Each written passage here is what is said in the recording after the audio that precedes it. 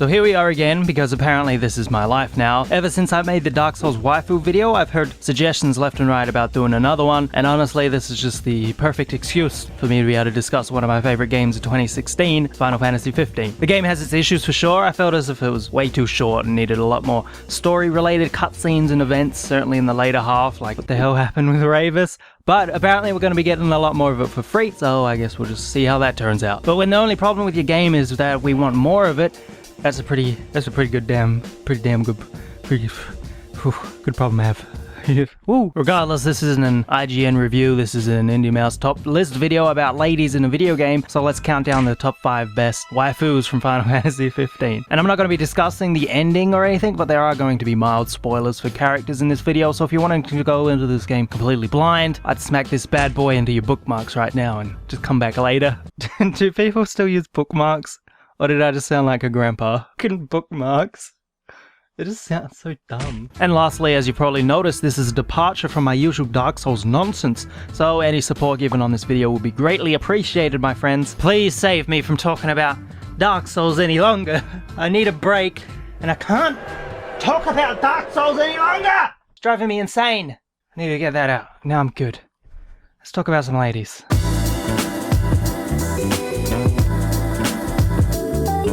So I'd like to give a shout out to a certain character before jumping into the actual list here. I watched Kingsglaive before playing the game and it was enjoyable. As a standalone film, I don't think it works that well, but for a prequel 2-hour-long cutscene, it's pretty fucking rad. And holy shit, the CGI is absolutely insane. I hear people complain a lot saying, "Ugh, I shouldn't have to watch a movie to understand the game." It makes you sound like a fucking cuck. Square are building a universe around the game, and it's not a requirement to watch the movie, it just makes the gaming experience better.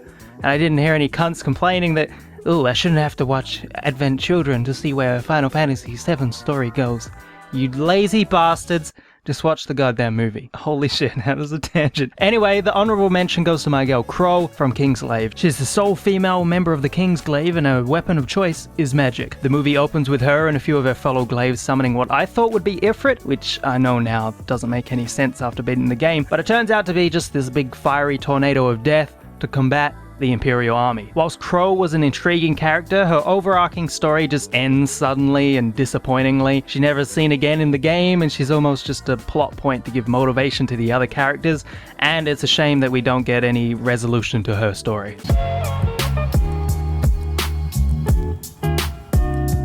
So now moving on to the actual list, the lady coming in at number 5 is Gentiana, the lady-in-waiting and caretaker for a certain other person on the list. Real subtle, I know. Again, I don't want to just come out of the gate swinging with major spoilers, so I'll just say that Gentiana plays a vital role in the game, and turns out to be pretty damn cool. Alright, hell yeah, pretty damn cool. That's not a spoiler, right?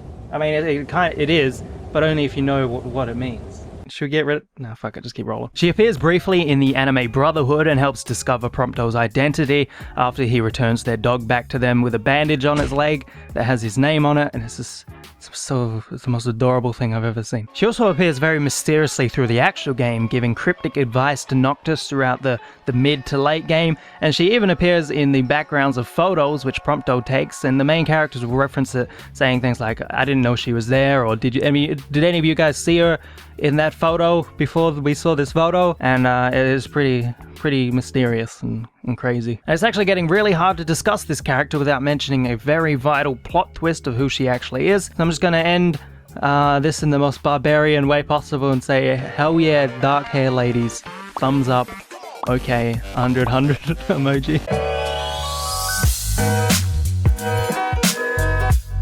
I bet you guys didn't see this one coming. I've got 2 big reasons why Cindy's on the list. I'm just a stupid ass teenage boy at this point. Fucking hell, who cares? Who cares? This is my life. Cindy is our head mechanic and will be doing all the car upgrades and will help advance the plot in multiple occasions. She's one of the first characters you meet in the game, maybe even the first. For some reason she has this incredibly strong southern accent, which I'm not complaining about. I actually really fucking like it. It suits her. Although when I heard it, I was immediately interested in hearing what the Japanese version sounded like, considering I'm pretty sure Japanese can't have that southern twang. And here's what it sounds like. ほら、この通り、準備できてるよ。修理は無事に終了。もうどこも悪いところはないはず。 So yeah, it's a little jarring now, and it's really sad because I bet Japan doesn't even get to hear Dino's fantastic Brooklyn accent. Real shame if you were late to your own wedding, the docks of right? So anyway, here's an actual line taken from the Final Fantasy wiki. It reads, doesn't say anything, Cindy's first version had her breast jiggle so much that director Hajime Tabata wanted to tone it down. I'm actually thankful. That would have been way too funny to take her seriously, even more so than now. It's getting a little hot in this room. Now, if this list was made by our boy Prompto, Cindy would be number 1 through probably 1 through 5. She's all of them. He has a huge crush on her, and he takes a photo of her while she's not looking, and then shares them with us, which is a little weird, but I won't hold it against him because I like that guy. He even vows to propose to her once the adventure is over. What a guy. And something that actually kind of annoys me, they localized her name from Sydney to Cindy because they thought it would be easier for the English-speaking audience, which is kind of lame. It doesn't really make sense. We can say Sydney, that's fine. I much prefer Sydney, personally. It would have been a lot cooler considering that she is basically this game's version of Sid. And yes, I know there's a Sid in the game, although it would have been cooler if she was Sydney and, I don't know, he had a different name, who cares? And look, I know this is a waifu video, but I gotta say, just quickly here, have any of you boys seen Gladio? I mean... Did somebody say Gladio?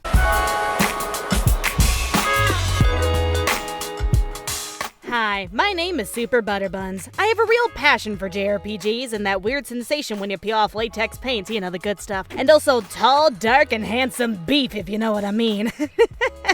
It's Gladio. I'm talking about Gladio. You get the joke. He's ripped as crap. He's very hot. Yes, Gladios is hot. But seriously, though, y'all can argue day and night about Gladio not being a quote-unquote waifu, technically, but you know what? This is my time to shine, bucko, so I'm gonna tell you why he is one, and how you're probably a little bit gay and you don't know it yet.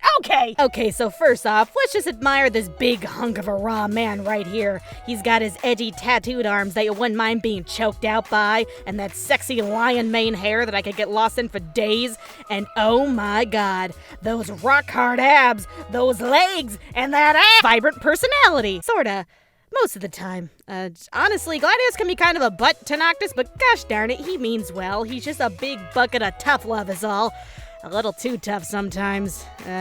Low-key, he can be kind of a jerk. You know what? What the snick-snacky was up with him leaving the group in that one section, like for reals? It wasn't explained and he just comes back hotter. Square, please explain what the heck he happened to my baby boy. If it's DLC, that's fine. I'll throw money at that too. Take my money, take my soul. I don't give a crap anymore. Just tell me what the heck he happened because it doesn't make any diddly dang sense and it's bad storytelling. Just goddamn it! But you know what I really like about Gladios? Balance. Every green-haired Sally Joe Gimp nugget with a tumbler will scream to high heaven that all the Final Fantasy 15 girls are just there for men to sexualize, to be pretty little tropes, to be superficial waifu material. Well, guess the fuck what, Karen? The real eye candy is right here. Someone call 911 because I'm buttered up and ready to melt. Talk about the real ultimate flavor experience. Can I get an amen? You know, reflecting on it, maybe waifu really doesn't do Gladios justice and not even husbando either.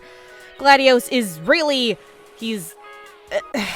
You know, I really don't like to use this word unironically because I want my parents to still love me and I want to go to heaven someday. But screw it.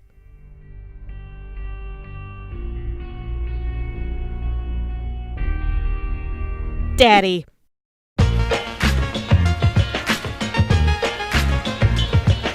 Lunafreya should be the waifu of Final Fantasy 15. She's the wife to be, and technically should be number 1 on the list. But personally, I don't think she's as waifu material as certain other characters on this list, which for some reason physically hurt me to say. I thought I'd be used to it by now. So in this world, she's an oracle, which means she can talk to the gods, she can stop the plague from advancing with her powers, which could almost be considered as white mage healing, and she can even summon the gods, such as Leviathan with her double-sided trident, which is pretty fucking sweet. She's a childhood friend of our main protagonist Noctis, and is the main driving point for the plot.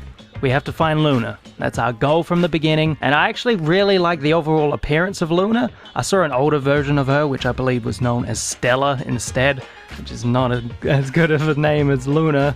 Sorry, Stellas. And she looked like this incredibly generic anime girl, and you could make it in some Japanese MMO. So I'm glad they made her look a little more unique somewhere later in development, and her fucking hairstyle is just crazy detailed and over the top, and I love it. I'll be honest with you guys here, the last two spots could be pretty easily switched around, so neither of these are that much better than the other, so don't hate me, fools. Aranea Highwind is the only boss fight on the list, and she's probably the most badass lady on the list as well.